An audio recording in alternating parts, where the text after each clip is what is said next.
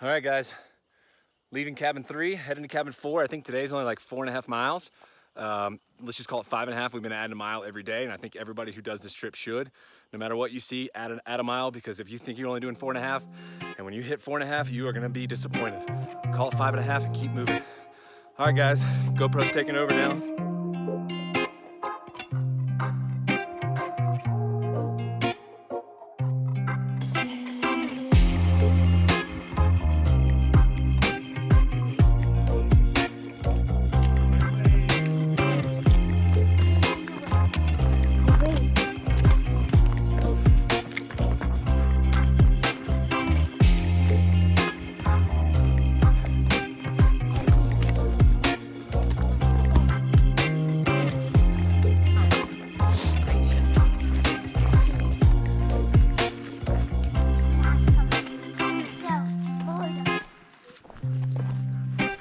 Oh, we're getting back in the basins. All swampy in there. Small aspens. This is kind of where the moose and the elk will be. Keep your eyes peeled for them.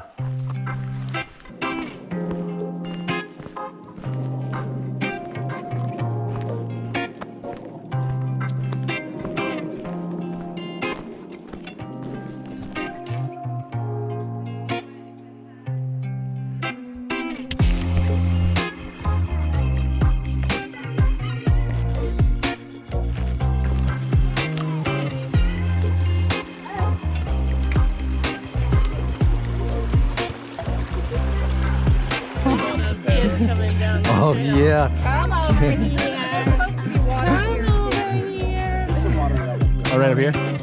Uh-oh, we got some big fresh logs down. This tree is massive.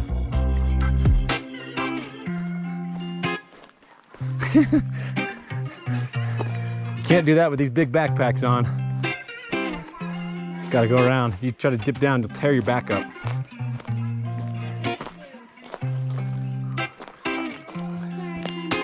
You're right.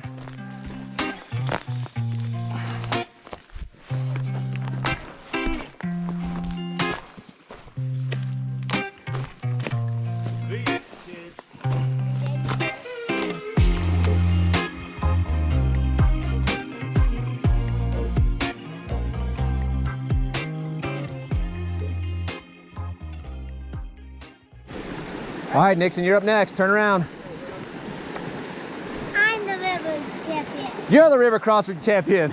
That's a tough one. It's a tongue twister. I'm the river champion.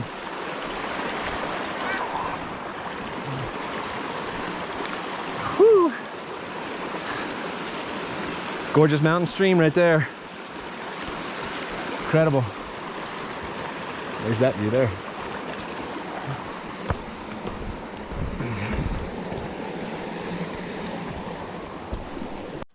Well, we're making good time so far, and since we left the cabin, I'm assuming we're a mile in, all downhill. It was a road for a while. Now we're back on a path. But yeah, it's kind of flattened out a little bit, but all downhill. But just kind of on a path like this. Haven't seen any creeks. I think we're supposed to see some at the cabin today. Hey guys, you can see there's a trail right here. Whoop, right here. But you see these sticks right here? Somebody's placed them there so you don't go on it. Our actual trail is here. But a lot of the times we've been on marked trails just like that. And, you know, just pay attention to it. If there's a bunch of sticks in front of it or somebody's put a log in front of it, they're telling you don't go that way. Just stay on the regular path. We take County Road 5 all the way to the hut. Oh, really? They can drive to, though. Is this County Road 5? I don't know. Wait, are we going off the trail? Because you can drive to the hut. It looked like we were going the same way, but I think we might need to go back. We're not going back. Don't you dare say that. Well, we're still going the same general direction, but we have to go probably back there. You're supposed to take the road. This isn't road anymore. Mommy? This is they're able to drive County Road 5. Where's the hut? There? The end of the road? Yeah. You disappoint me. Back on the road? Yeah, I think we need to go back to the road and go up. Come on, Nixon. This isn't the right way. That was the first backtrack of the trip. Yep.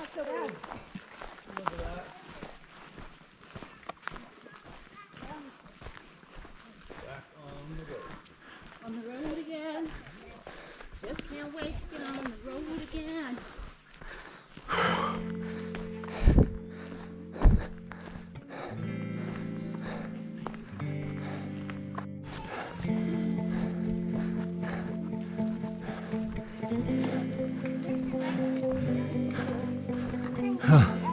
Apparently the cows are bad here.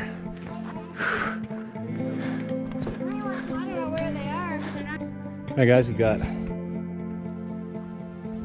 hut here, kind of our outdoor seating area, woodshed, outhouse. They've got some gates around this place and some fencing because I guess the cattle is kind of taking this area over. The cattle's kind of taking it all over. But let me show you this view real quick. If you're in the cabin and you're looking this way, just the mountain we were in, I think we were way over there on the other side of that one when we started. Overall, day 4 was pretty easy. It's about 4 something miles, maybe 5 miles. Most of it downhill, some uphill stuff. Obviously sweating a little bit, as you can tell. But so we're in our last hut. We just got here, staying the night, leave tomorrow morning. I think the thing that I wish that the hut system would do a little bit better is they only give you these stumps and some like creek chairs that make you sit on the ground, and it's like I'd rather sit at a picnic table, and like a picnic table at each house would be so great. I mean, you're exhausted from walking all day. You don't want to go lay in bed from 4 p.m. until 6 a.m. Like, you want a place to sit, like a proper place to sit, and these stumps suck. They hurt your butt. The creek chairs aren't even great. They're not comfortable on this ground. It's just one picnic table at each spot would be perfect. It would make these outdoor areas so much better. All right, guys, this is cabin number 4. I think you saw it when we walked in, but this is what it looks like from this side. And if I can turn around real quick, this view, it's just unreal.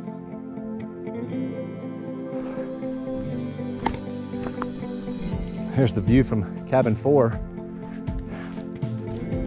And if that view isn't the best place to play a little skip bow, I don't know what is. Who's winning? Nixon. Nixon's winning. We're at Camp 3 right now. When we went looking for some water, ended up finding these Clorox bottles. This is a Clorox here, and then a Hylax bottle. And I found 2 of these. I found 2 of these before. And these bottles are slightly different years. You can see there's a ridge right here on this one, and it's not really pronounced on that one. That means that's a different production. And the one I found was like 1950s. These are probably late 40s, early 50s. I'll take some photos and be able to tell later. But I've never seen a Hylax bottle, so I'm probably taking this one home with me. Probably leave these in the cabin. And my nephew, actually, he also found a can of pop. It's a Coke can, and it says it's America's first pop top cola. I'll get a video of that one too. We basically found like an old trapper's cabin down there, and all this stuff was buried in there. I knew the Clorox bottles immediately just because I'd found a few. Yeah, they're pretty cool. One of the really cool things about Clorox is that they change their bottles like every year or every 2 years. And if you go on their website, I found a few in the marsh, and when I brought them back home and I did some research in Charleston, and it's pretty wild. At Clorox, they have a catalog on their website. I guess so many people were finding these old bottles and asking what they were. So from the beginning of time, when they started making glass bottles and until plastic production, they can show you each one.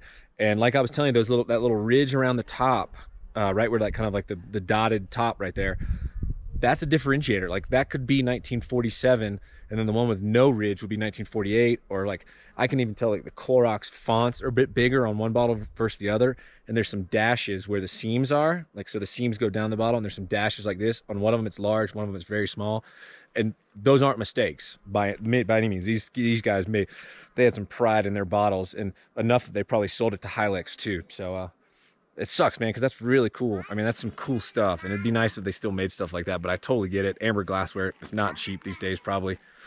I don't know. Cool finds, though. I always like finding that kind of stuff. It was way down there in the woods, about 500 yards.